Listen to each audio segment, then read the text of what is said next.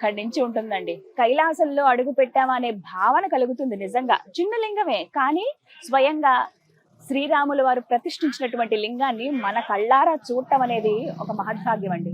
సీతమ్మ అలా సైకతంతో అంటే ఇసుకతోటి ఒక లింగాన్ని ఏర్పాటు చేసి అది శ్రీరాములు వారికి ఇవ్వగా ఆయన ఆ లింగానికి ప్రాణ ప్రతిష్ఠ చేస్తారు. అందుకే స్వామి పేరు ఇక్కడ రామనాథ స్వామి, రామనాథేశ్వరుడు అని అంటారు.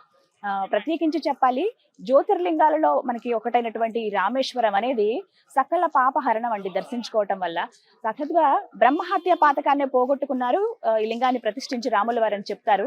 అంటే మనం ఏ పాపం చేసినా పోతుందా అనేది కాదు, అక్కడ మనలో పశ్చాత్తాపం అనేది ఉంటుంది. ఆ పశ్చాత్తాపం పడి ఇలాంటి ప్రదేశాలకు వస్తే ఇటువంటి సంగమాల్లో తీర్థాల స్నానం ఆచరించి స్వామిని దర్శించుకుంటే అదొక మహద్భాగ్యమే. మనం ఇక్కడికి రావాలన్నా మనం అంత ఈజీగా రాలేమటండి. నేను చాగంటి గారి మాటల్లో విన్నాను. నేను వెళ్తాను రామేశ్వరం, నేను వెళ్ళాలనుకుంటున్నాను, ఇలా అనకూడదట. స్వామి నీ దగ్గరికి నన్ను రప్పించుకొని మనం ఒక కోరిక ఆయన ముందు ఉంచితే ఆయనకి నచ్చినప్పుడు తీసుకొస్తాడు. నాకు అనిపించింది ఇది ఆయన ఆజ్ఞనేమో, అందుకే ఇలా రాగలిగాం మేము మా టీం అంతా కూడా. వాస్తవానికి చెప్పాలంటే చాలా సార్లు నేను దర్శనం చేసుకున్నాను కానీ ఈసారి ఇంకా దర్శించుకోవడమే ఒక మహద్భాగ్యం అని చెప్పాలి. అలా